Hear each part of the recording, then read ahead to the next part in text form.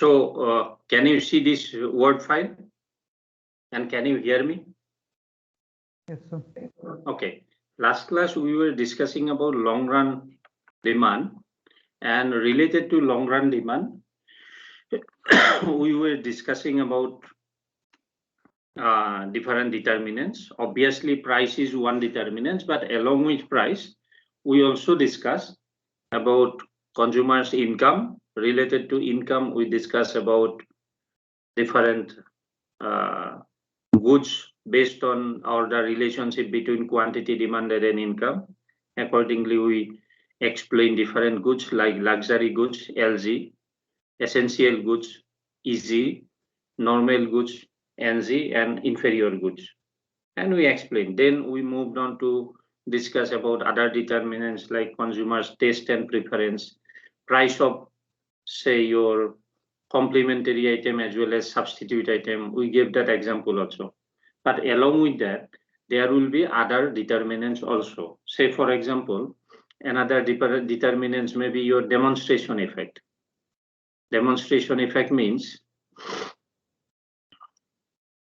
say another factor may be demonstration effect. So demonstration effect means here under demonstration effect, did I numbered it? No.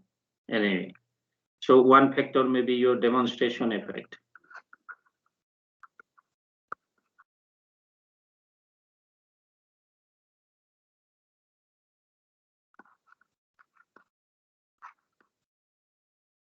Under demonstration effect, you may find two different influencing situation. One is your bandwagon effect. Bandwagon effect.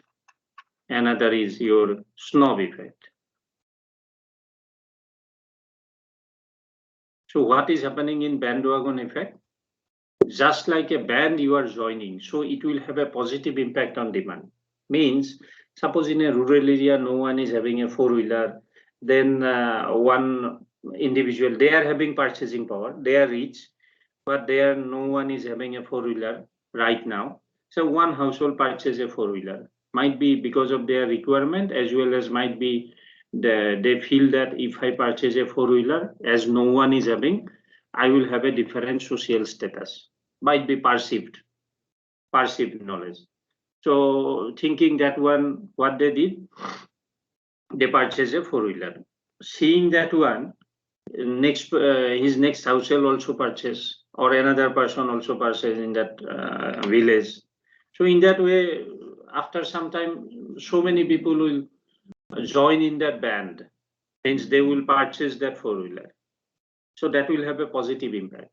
But snob effect means just the reverse, means when an item become item of common, then some of these people who are rich or who are having different, they feel might be, or they are rich, they stop using that item, which is already becoming item of common.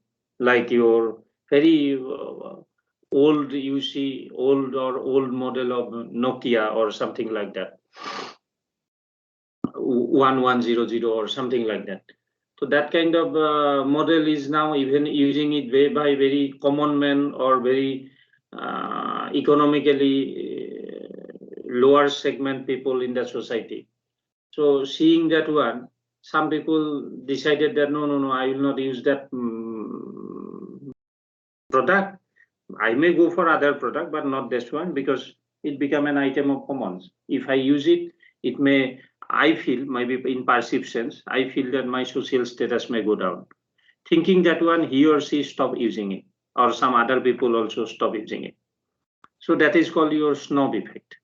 So these are, you can easily discuss under demonstration effect, because all are seeing others only, you are taking a decision. Okay, seeing the demonstration. Then along with that, you can also talk about other impact like consumer credit facility, which may influence your demand. Consumer credit facility. Think about two commodity. One commodity is having credit facility, another is not having. you have to have 100% payment on the spot. And another item is there where your zero EMI, okay? Monthly installment is having without any additional charge. Then where you are having consumer credit facility, demand for that particular product may go up, because without having sufficient purchasing power right now, you can think about purchasing that commodity. But where consumer credit facility is not there, you have to wait. Unless you have purchasing power, you have to wait. Okay. Now, at macroeconomic aspects also, there may be some factor like your population in a country. Suppose, think about two countries, population of the country. Suppose,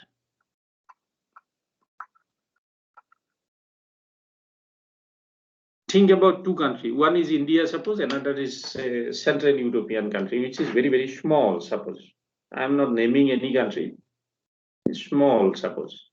So where population is more, demand is likely to be more. Maybe by 1 unit, maybe by few more units, but demand will be more in comparison to a country where population is relatively less. So if population is more, demand will also be more. I'm not saying that proportionately demand will go up, not necessarily, but demand may be more. Similarly, distribution of income. Distribution of income may be another factor. Okay. Distribution of income in a country. Okay. Distribution of income or national income in a country. Like, think about a country where distribution is relatively even, and think about some African country, suppose, where distribution is very, very odd, means, or very, very uneven, you can say. Uneven means, say, bottom 50% people enjoy country's 10% income. Bottom, if you arrange this population into different maybe quartile, maybe, or different maybe group, then bottom 50% of people enjoy countries or earn a country's 10% income, and top maybe 10% people enjoy countries maybe 40% income. Means what happened? Income distribution is very, very uneven. Uneven means people are, majority of these people in that country is really poor, and top level there are very rich people, something like that. Then what will happen? Demand for, in such countries, demand for essential commodities will be very, very, very high, because people are poor. So as much as possible, they try to gather their essential goods only, because they are not rich. But think about a developed country like Canada or some countries, it is not uniform or even 100%, but relatively it is better income distribution. So if income distribution is relatively even or better, then demand for normal goods will be more, because bottom segment of people, bottom even 10% of people enjoy at least certain or decent standard of living. Bottom 10% of people enjoy at least decent standard of living. So if it happens, so demand for normal goods will go up. So in that way, in long run, when time period is long, besides price, there are so many other determinants which influence your demand. Okay. Now, already I discussed that about your, while discussing your. So, Yes, please. yeah, these two come under the these thing consumer credit facility now, which you just taught right now. Population of the country. Facility. What you Yeah. are. So you just told about these two things: population of the country and distribution of income. These two. These are separate, not coming under consumer credit facility. How come? These are little bit macroeconomic aspects, means at country level I am discussing it, these two. Okay. Okay, but consumer credit facility, maybe in a small town or semi-urban area, a shop is giving a consumer credit facility with respect to certain items. So where such credit facility is there, demand will be more.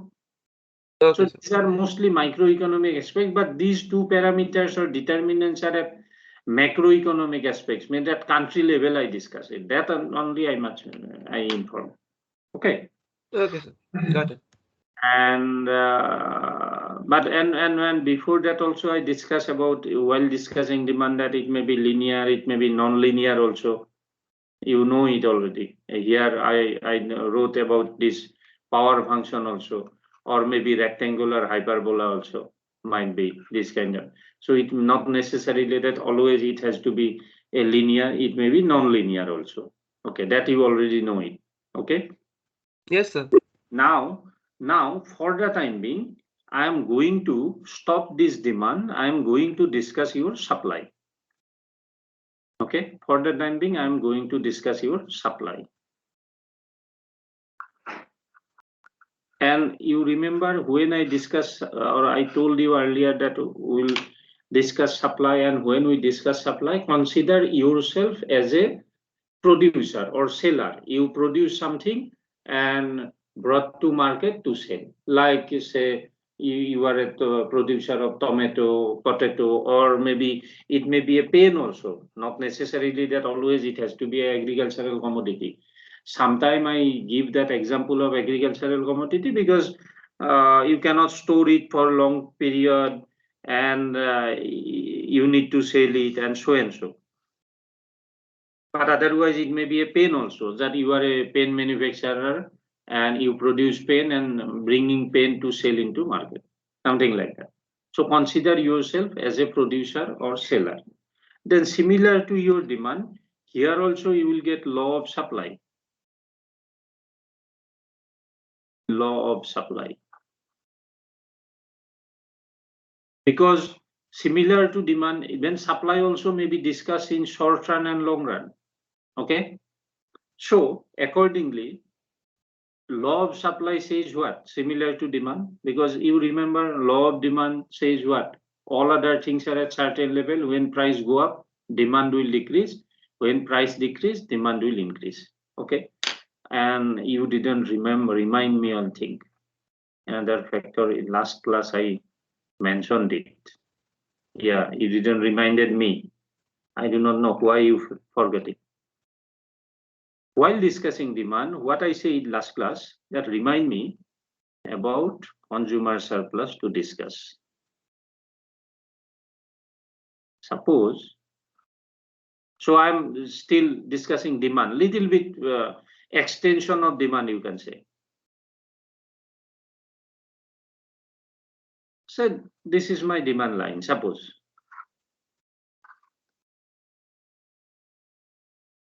Price is here, this side, demand is this side. Okay. So in market, what happened? Suppose price of a particular commodity, suppose tomato. Tomato price is suppose 50. At 50, market demand I'm talking about. So this much quantity of tomato is ready to, is selling in market. Say this is suppose Q1 or maybe Q3, so and so, Q3 suppose. So I am a consumer, I am ready to purchase tomato at 50 rupee. But if tomato price is 60 rupee, suppose hypothetically, 60 rupee, either I will reduce my consumption or I will stop my consumption. Okay. Either I will reduce my consumption or totally stop my consumption. If 60, 70, or in that way, suppose tomato price is 200, what will happen? 200 per kg, hypothetically. What will happen? It may happen that no one may be interested, or maybe only one consumer is there who is ready to pay even 200. Only one consumer is there in market that who is ready to purchase tomato at 200 rupee per kg. So demand, price increase, demand decrease, no exception. Okay, already I explained it. Can you hear me? Can you see the diagram or not? Yes, sir. Okay, so try to understand. This is important.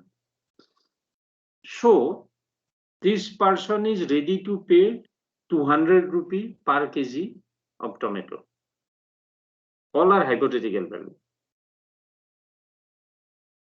But right now, tomato is selling at 50 rupee per kg in market. Means for that individual who is ready to pay 200, he is also paying right now 50 rupee only. But his maximum willingness to pay is 200.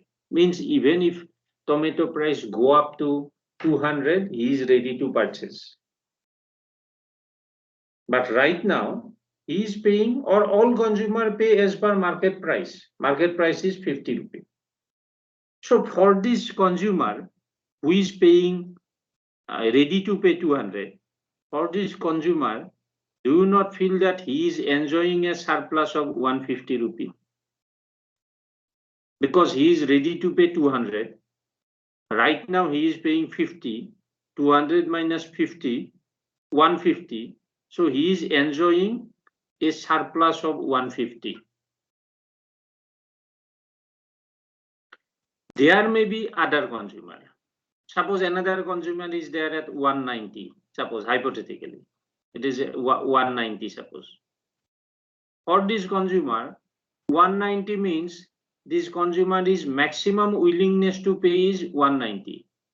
But right now, this consumer is also paying 50 rupee. So for him, this surplus value is around 140. So in that way, you will find different consumers are there. The last consumer will be there who is exactly ready to pay 50 rupee. If tomato price is 50, then only I am purchasing tomato. Even if tomato price is more than 50 or 51, I am not purchasing. So last consumer will be there who is ready to exactly pay 50 rupee. For him, such enjoyment of surplus is zero. That is the last consumer, you can say. So if you add it up, first consumer 150, second consumer 140, there may be many other consumer. Those who are ready to pay 60 rupee, they also enjoy a surplus of 10 rupee. So if you add it up, this whole area, ultimately you will get the total surplus these consumers are enjoying in a market. So if I just add all this area, this triangle shaped area, if I add it up, this will represent actually total surplus all the consumers are together enjoying in that market, because price is now 50 rupee. As price is 50 rupee, they are enjoying this much surplus, total surplus. All the consumer together, they are enjoying it. And this is called your consumer surplus. This is called your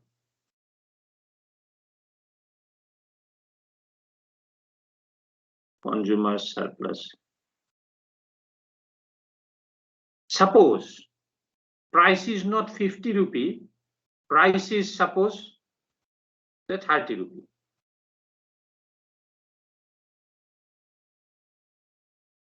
Then these shaded areas will increase, because now at 30 rupee, new consumer may join in that purchasing activities.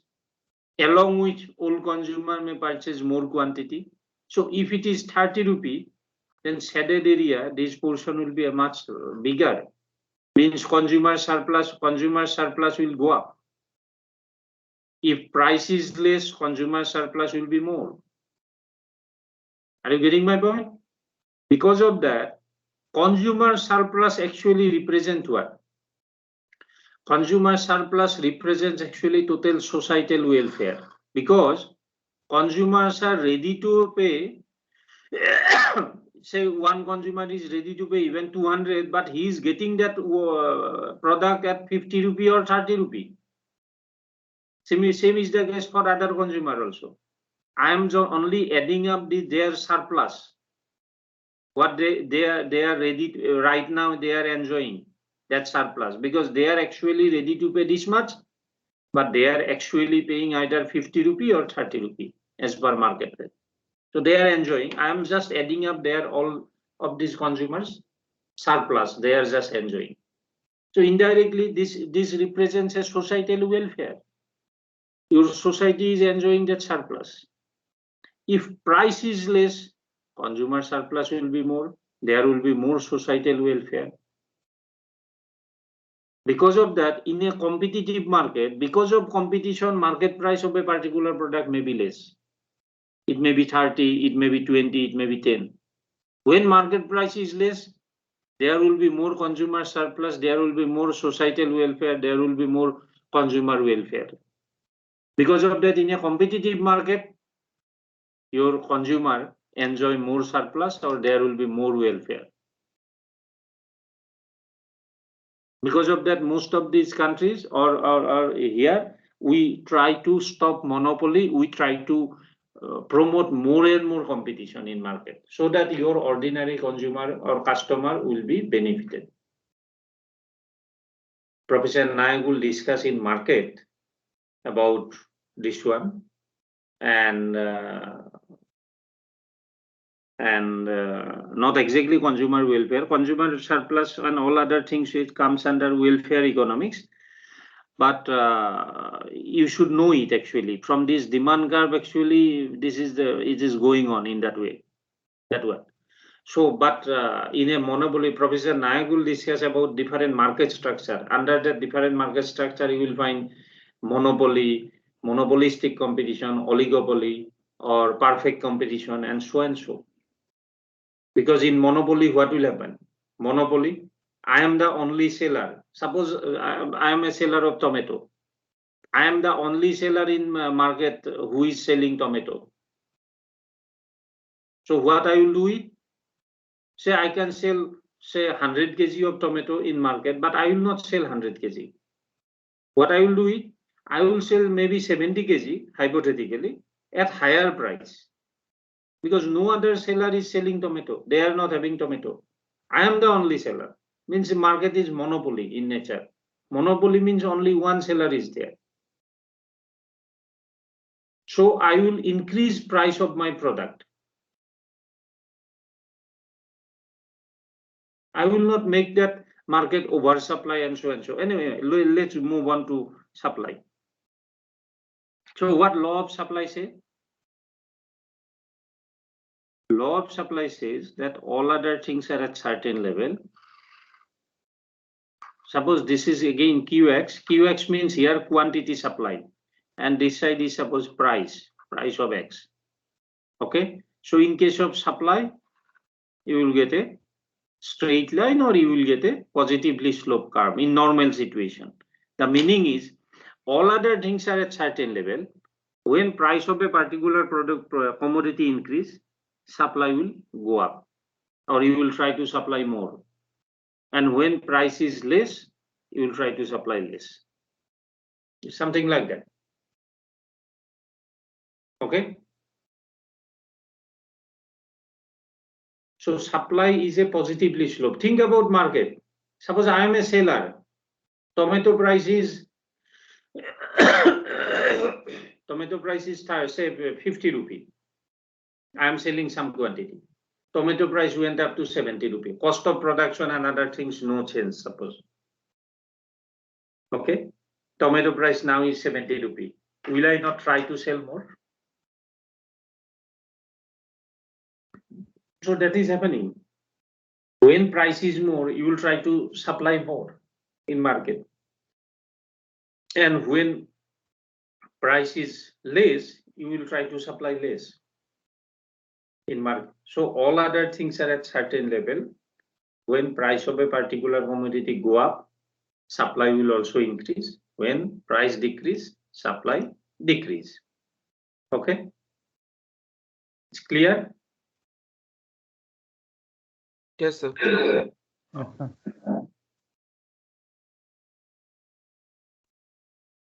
Now let's move on to some other discussion about supply. Now similarly, there may be you can prepare a supply schedule and so. But this supply curve, obviously this law of supply, when I am considering price of that commodity, obviously I am indirectly discussing your short run situation. Means I considered only price is the determinant. Okay, I considered price is the only determinant. But in reality, this supply curve may shift rightward or leftward. When supply is more, curve will shift rightward. When supply is less, supply curve will shift leftward. And sometimes what happens, price may not change, still supply may change because of influence of other determinants. Other determinants means indirectly, I'm talking about long run situation, because other determinants to operate here means what? Time has to be little bit more. So indirectly, I'm discussing about long run situation where you can discuss about your shift of your supply curve. Shift of your supply curve, suppose. Okay. So what are these factors which may influence so that your supply will go up? Suppose supply is increasing. There are different factors. Price is not changing. Means suppose price is here. Price is here. Market price is suppose 50 or something like that. Supply right now, supply is here. So because of some factors, suppose supply may go up. Time period is long run, suppose time period is more. What are those factors or determinants which may shift your supply curve, which may influence your supply? Ultimately, your supply curve will shift. Quickly, if you can guess some factor which may influence your supply and ultimately supply may go up. And as I said, maybe a long run situation by default.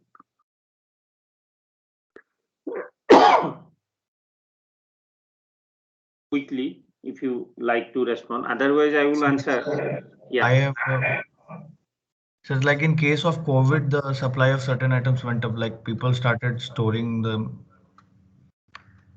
Means what? Supply. You are a supplier. Please remember, we are discussing not demand. We are discussing supply. You are a supplier. Price is constant, no change, but you are trying to supply more. Yeah, so during COVID times, supply of medicines just increased a lot.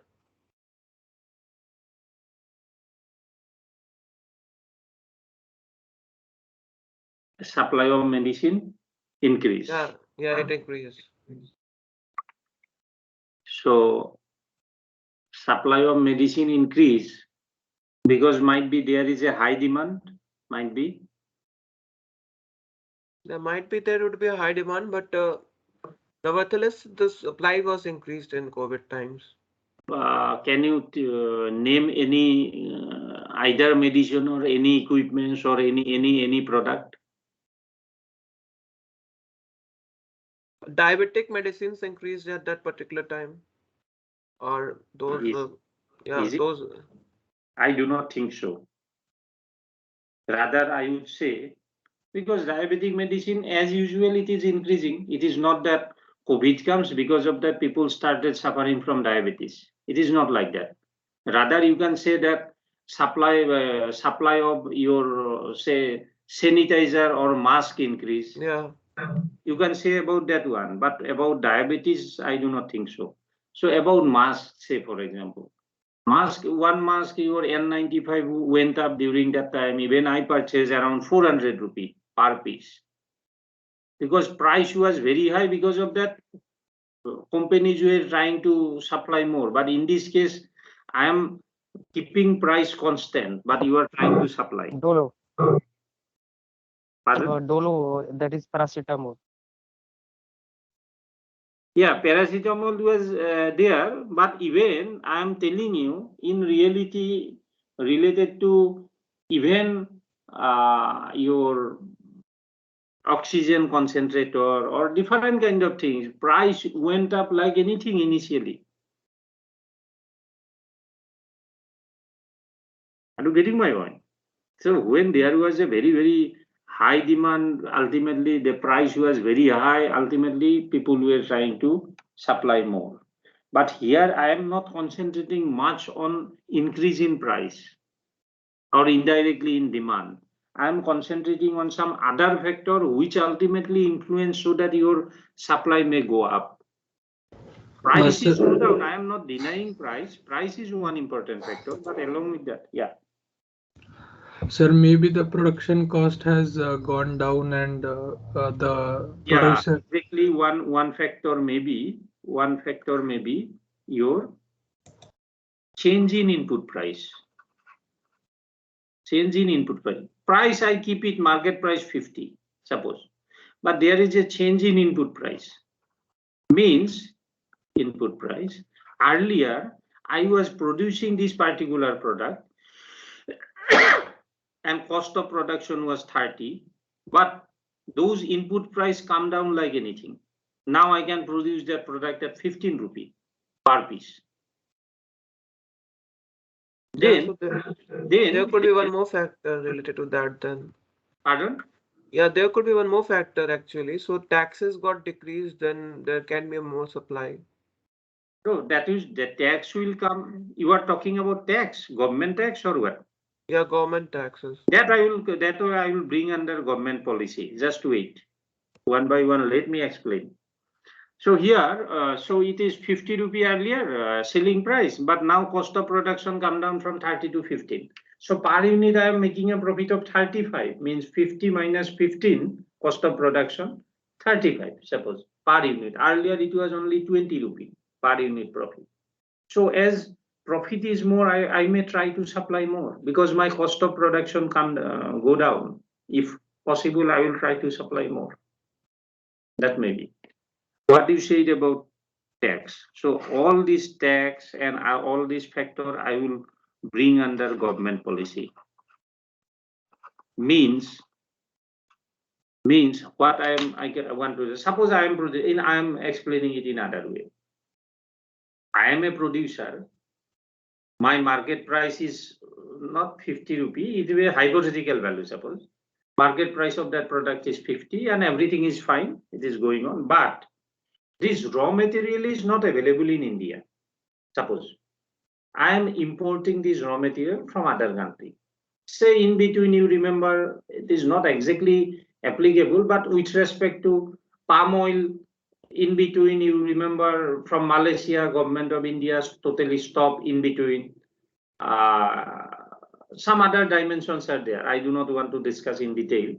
Some of you already read it in newspaper, I believe.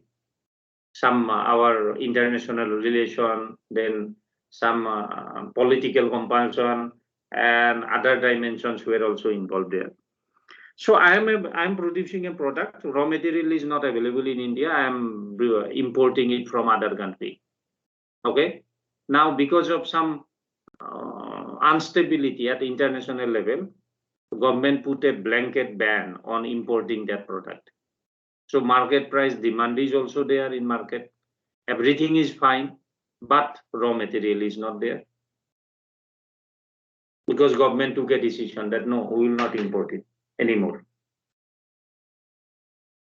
So ultimately what will happen? Supply will go down. Okay? Because raw material is not available. You mentioned about tax. Tax ultimately, someone may argue about that tax also in other way. Other way means ultimately if tax is going to influence, because you see, say government impose additional tax, sale tax suppose, or something like that, or GST. Ultimately that GST, higher GST will be passed on to that consumer. Means market price of that commodity will go up and that will be reflected to some extent by PX price. Okay. because of that, someone may argue in other way also that, okay, price already covered that factor. Where is the point of discussing about tax? Because do you feel that this additional tax will be paid by your shopkeeper or this businessman? They are simply passing it on to ordinary consumer. And passing on to ordinary consumer means price will either go up or price may go down. If GST is reduced, price will go down. That is happening simply. And someone may say that that is already covered under price, PX. But we are discussing here beyond PX, price of that commodity, beyond. So here in other way, you can discuss about government policy, okay? That because of sometimes government policy, say for example, I am giving you another example. Say government is interested to promote, might be in other section I told it, or might be here, I do not remember. Say interested to promote LED bulb. So right now you see LED bulb price is 100 rupees, suppose, hypothetically. 100 rupee, at 100 rupee, certain quantity is demanded in market. Okay. At 100 rupees, suppose Q1 is the demand market. Now government announced the intention is to promote LED bulb. So government give 50% subsidy. Means producers are getting PX only, 100. But out of this 100 now, 50% means 50 rupees coming from consumer, 50 rupees coming from government. In that case, what happened? As consumers are actually paying 50 rupees, actual market price is not going down in this case. Actual market price is 100 only, means producer are getting 100 only. But government is giving 50 rupee here just to promote LED bulb. So consumers are actually paying 50 rupee. When it is 50 rupee from consumer's point of view, means demand will go up. That possibility is there. Then there is an avenue for me. I am a producer of LED bulb. I realize that, oh, government announced subsidy in LED bulb. I will be able to sell more because there is there is likely to be more demand in market because price is less. For me, price is not less. I am getting same 100 rupee. But that 100 rupee, partially I am getting it from government, 50 rupee. So when there is a more scope to sell my product, so I will try to supply more. That may be one. That may be one dimension, you can say, about government policy also. Reverse also may be happen. That it depends many a times that depending upon government policy also, supply of certain products may go up or go down also, depending upon in different way, it may influence. Any other factor quickly? Innovation.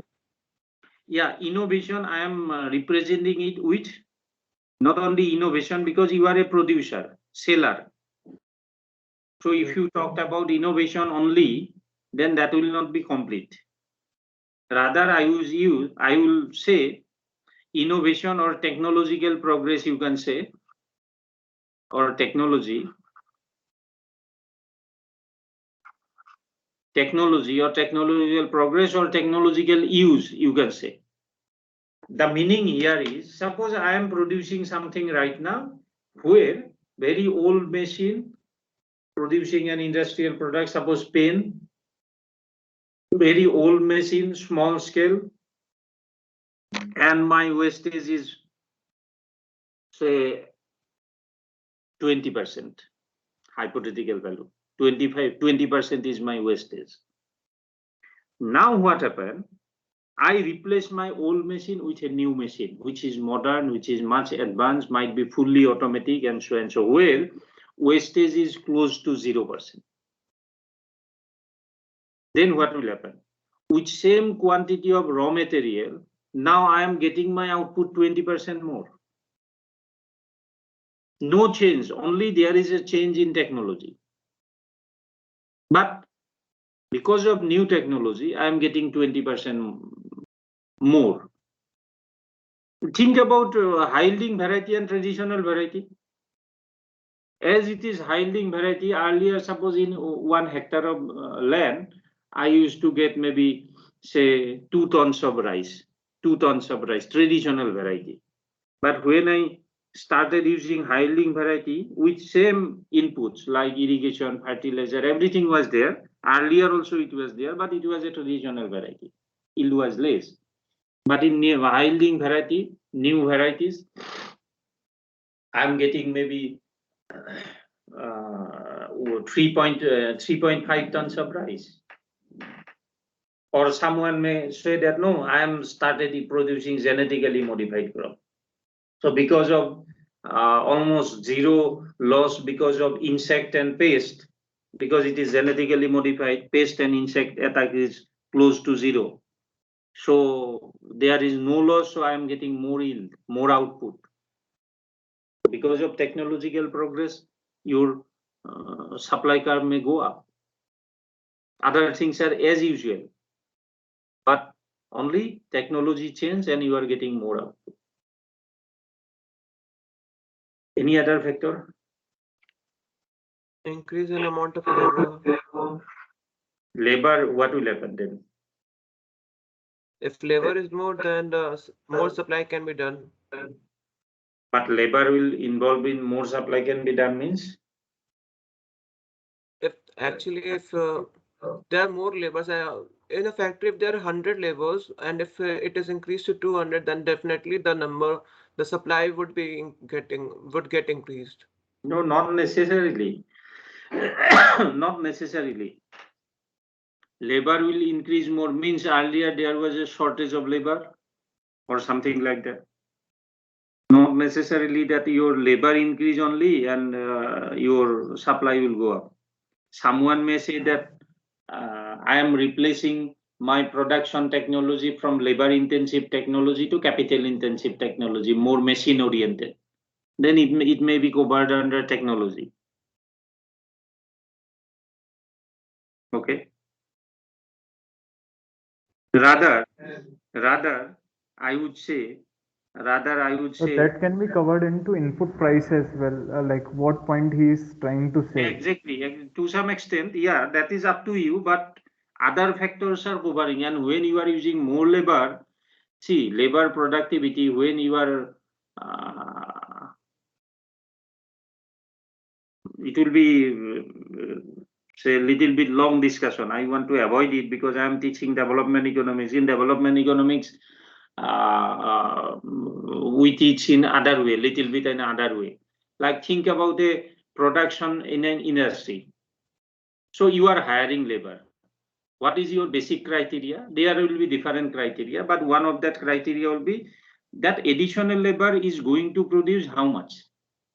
Suppose my labor cost is 300 per day, but if that labor is not producing output equivalent to 300, I am not going to hire that one. That is the say extreme point, you can say. If labor is producing 500 per day, I am happy. But the last point will be that at least my expectation is that marginal productivity concept will come here. So labor will at least produce up to that much. But think about a family farm in a rural area. Here we are talking about average product, not marginal product. Anyway, I am avoiding intentionally because a lot of concepts you need to know. Those things I need to again explain, otherwise it will be meaningless to discuss. What is marginal product? What is average product? We'll discuss it little bit. Anyway, so other may be sometime even your supply, there may be increase or decrease in supply, maybe sometime because of product substitute. Because of product substitute means what I mean to say here, not exactly it is the product substitute, it is the substitute with respect to maybe your different inputs. Say for example, Tata is producing refrigerator as well as AC. Okay, Voltas and different companies are there. Okay, anyway, Tata products. Tata is producing and both the products they are using same cooling technology. But then different raw materials are common. Only shape and other things are different, plastic and different items. But as per their requirement, they are producing. But during winter season, suppose sale of your AC decrease like anything, and it is well known. Okay, so when it decrease, but sale of refrigerator is more or less maintaining a constant trend, you can say. So during winter, even they may reduce their supply of AC, and they are diverting those inputs, similar inputs, for production of maybe more and more refrigerator. But during summer or just before beginning of summer, again, they may increase supply of that AC by diverting their raw material. So sometime even or in other way you can interpret that during winter season AC price was very less because there was no demand and so. Okay, because of that they might be, it motivate them to divert their raw material for production of more refrigerator. But during summertime they might be motivated to divert that raw material for production of AC because AC price may go up. Okay, this may be one factor. Then if we are talking about substituents, then complementary material can also be the factor. Yeah, maybe. But in which way? Important thing is that you have to establish your story here. That is important here. Okay. Now another is your sometime I didn't mention or you didn't mention also, based on my examples, you could have easily mentioned about non-economic factors. Okay.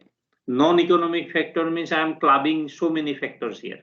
Say a few minutes back, I was talking about production of tomato or onion or whatever it is, agricultural production. Weather play a very big role. Suppose just before harvest, there is a heavy rain and my crop destroyed. Storms were there, hailstorm or something like that. So my crop destroyed. So when it destroyed, ultimately my supply is less. Okay. Or in my factory, at a sudden there was a labor strike. So when labor strike is there, ultimately I could not produce much. Okay, during 1 week, suppose my production suffer. So ultimately supply suffer. Or there was a fire broke out in my factory. To replace all these machines, I waste simply 1 week. 1 week, no production, ultimately my supply suffer. So maybe non-economic factor may be another important aspects. Okay, you can group it because there may be so many factors under non-economic factor. Okay. Yes, sir. And that may be one. And another may be your, as I said little bit earlier about monopoly. So it depends, sometimes supply also depends upon whether nature of that industry, whether it is monopoly or it is a competitive. Because under monopoly, I am the only producer. So intentionally, I will try to supply less so that I may be benefited by less supply because I am the only seller. But in a competitive market, there will be other supplier also. They are doing business. So supply is likely to be more in competitive. And because of more supply, price will come down. So in a competitive market, product price is usually less in comparison to a monopoly market. That you know. So these are, so in different way you can discuss about shift of supply curve. Okay. Now I am stopping it here, but please remember we are a little bit behind in other section. But next class, I am just writing it here. Next class, I will start discussing market equilibrium. Market equilibrium means what? I discussed supply separately. Before that, I was discussing demand. Now I will bring both demand and supply together and we will together discuss it now in the context of a market. That we are going to discuss it. Okay. Any quick question from anyone?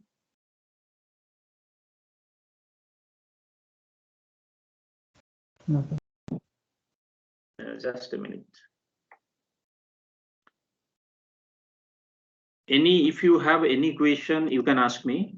I'm just stopping the recording.